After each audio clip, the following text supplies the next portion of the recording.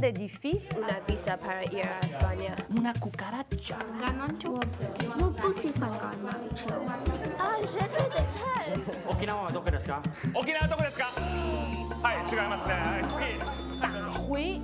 I think that it's important for you to know a language other than your own because it can help you connect with a person on a different level. Was gefällt dir? Fußball gefällt mir. I want them to become world citizens, not just a citizen of their own community.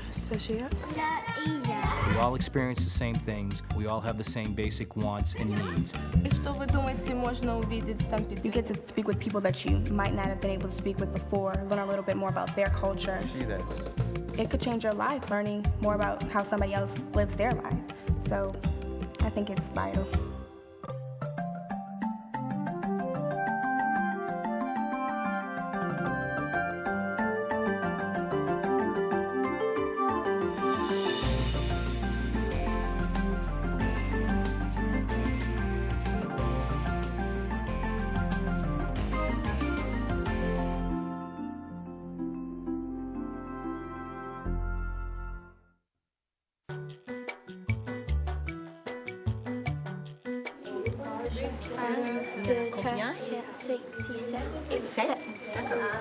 It's really having teachers start to think about the language goals for the students instead of the grammar goals.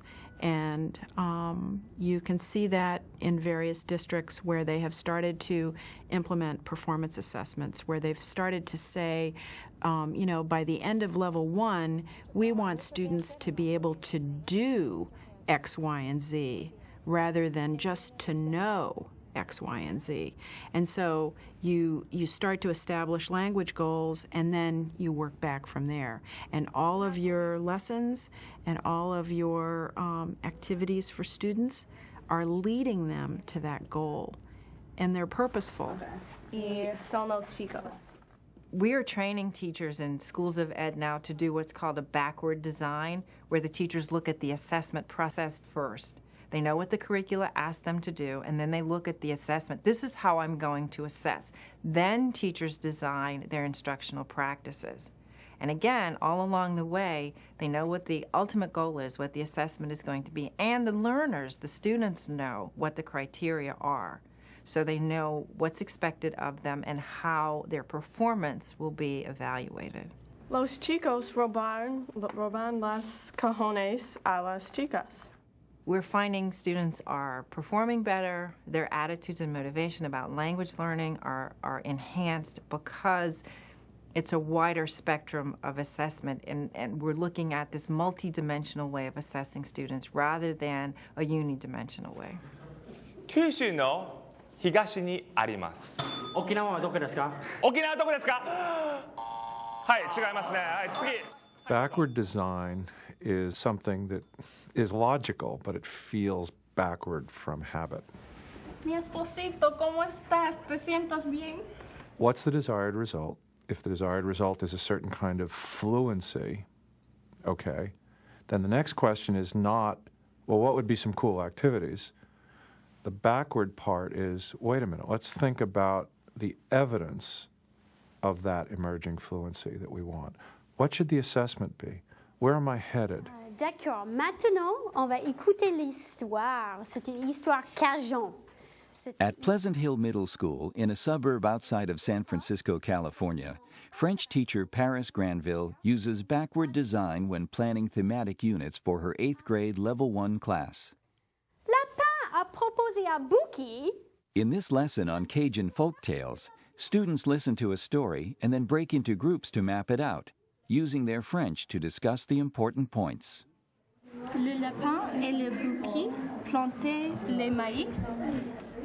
It's really important to start with the assessment or what the performance should look like, and then I work back from there, and so that everything should be leading up to that performance. But you can only do that if you know what the performance should look like at the beginning of the unit, and that very quickly filters out items that are really not important to the instruction and lets you focus entirely on what's important to get the performance you need. On va lire une autre histoire avec Lapin et Bouki. Bouki et Lapin fêtent Mardi Gras. Later, in a follow-up assessment, Ms. Granville uses the same activity with a new story to test her students one at a time.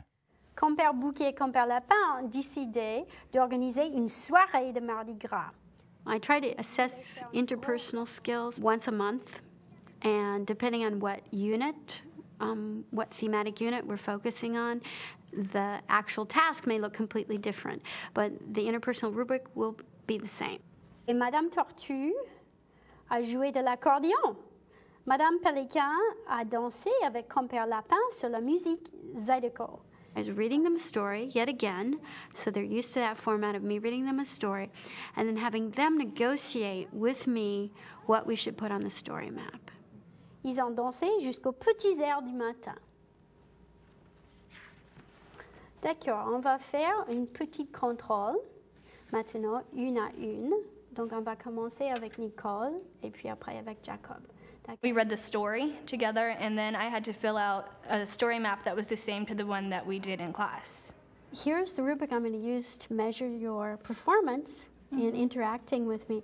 Madame Granville showed me the rubric and how I was going to be graded. And there are really 3 criteria. The comprehensibility, how well do I understand what you say? How extensive is your vocabulary use? In other words, you use lots of vocabulary that's appropriate.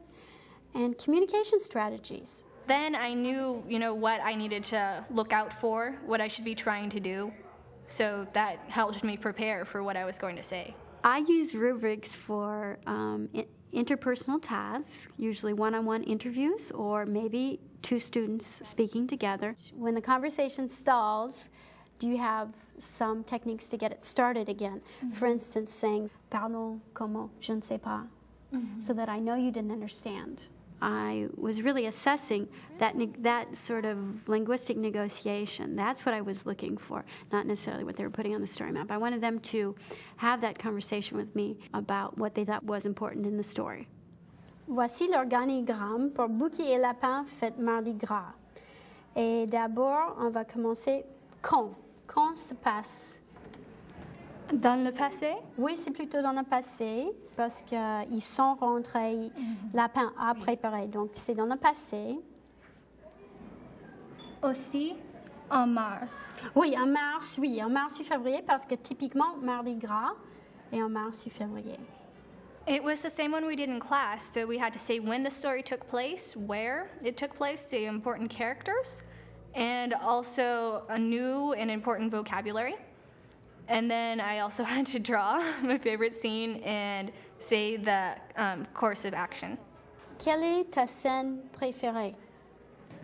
Quand le crocodile trouve le bébé en plastique dans le gâteau. Ah oui, c'est bien ça, c'est bien. Donc, est-ce que tu peux dessiner cette scène mieux que moi, j'espère? Oui. Bah, ou comme tu veux, tu dessines comme tu veux. Une crocodile qui trouve le bébé. Je ne dessine pas bien. Oh, mais ça va. Hein? Excellent, c'est le crocodile. Oui. Et qu'est-ce que c'est que ça? Un bébé en plastique. C'est bien. Et qu'est-ce qu'il a sur la tête? Ah oui, une couronne. Oui. Et qu'est-ce que c'est que ça? Un gâteau. Ah, c'est bien. C'est bien. Alors, quel est le problème? Le lapin et Bouquet n'a pas d'ingrédients. Oui, très bien. Lapin et Bouquet n'ont pas les ingrédients pour quoi? Pour faire le gumbo. Qu'est-ce qu'ils font alors? Quelle est l'action numéro 1? Ils partent la maison. Oui, ils quittent la maison, oui, c'est bien, ils quittent la maison. Ils visitaient qui? Bah, il faut résumer. Donc, ils visitent quoi? Ils visitent les gens ou les animaux? Les animaux. Oui, c'est bien. Et puis, action, qu'est-ce qu'ils font? Ils font le gumbo. Voilà, ils font le gumbo. La résolution. Ils fêtent en soirée. Oui, voilà. Excellent, c'est bien. D'accord. Using the rubric, I can also give them immediate feedback, which is very important for them to get that immediate feedback. The other thing is because the way the rubric is set up, it's not you're right, you're wrong. It focuses on assessing what they know. Let's take a look at how we assess your performance. Okay. It would definitely be understood by a native speaker, even one that wasn't sympathetic, I think, just any native speaker. I'm able to then tell her, here are your skill strengths, here are some of the strengths you have, and then I could also suggest an area that she would need to improve, rather than this is a C, this is a D, this is an A. Use a wide variety of vocabulary appropriate to the situation. I think it's a pretty good way to assess people because, I mean, you know, it's pretty much judging whether they understand it and also whether people can understand them because that matters too. Definitely, more than just the basic vocabulary. I've been using rubrics for a long time, and I'm sort of embarrassed of my initial rubrics because they are not really useful. But over time, through input from other teachers, from the actual performance guidelines especially, from hearing other people speak, from seeing what other people are doing, and then probably the most important piece, taking them into the classroom and testing them on students, the rubric has really evolved because most of that was new vocabulary for you, so you're able to use it. Assessment is central to learning because you need feedback about how you're doing to learn. The feedback is part of the learning. When I have that performance assessment, that final goal in mind, I make every single one of my instructional decisions count and really matter and be efficient and focused. And a variety of communication strategies. Yeah, I think you used your communication strategies. Good. Authentic assessments and other performance tasks are seen as part of a complete assessment profile, which includes, among other methods, peer assessment, self-assessment, and portfolios, all important tools to document student progress over time. Soyez poli avec les aliments. Soyez poli avec les éléments, avec les éléphants. Assessment 101 says lots of assessment evidence of different types. Each method we use is flawed, so it has to be supplemented as needed by other methods. And we just want to have a collection of evidence that in the end enables us to say, you're getting it, you're not. Et de grosses méchantes fourmis rouges qui viennent vous dévorer les pieds pendant qu'on dort la nuit. If we keep teaching and testing as if world language is just translation in your head, word to word, you'll never develop that performance ability. So you have to teach and test all the way along by throwing kids into the performance. So we need to realize that if we want to think backward from proficiency, it has implications for how we teach, how we assess, that run counter to some of the habits that are of long-standing use. Quel instrument préfères-tu? Moi, je préfère le violon. I think in testing today, there's a word that applies, and that's transparency. If you have a good test, then how a student performs on that test is transparent to the student as well as to the teacher or the evaluator. Lamone, möchtest du lesen? Ja, ich Fußball und Baseball nicht gern.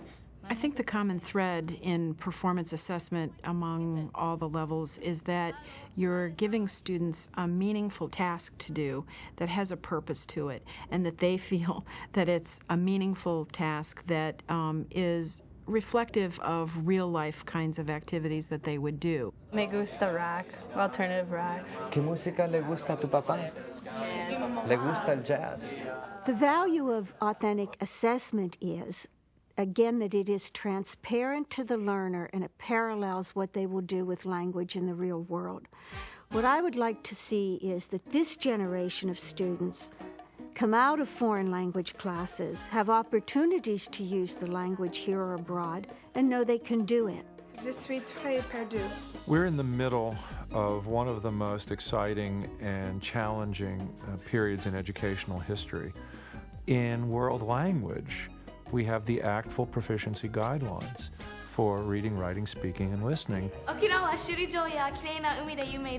guidelines give us not only a framework with rubrics that show progress over time from novice to expert, but they're so specific and so thorough, and they exist for individual languages as well as generically, that they give us a blueprint that other disciplines don't have. Добрый, молодцой, молодец.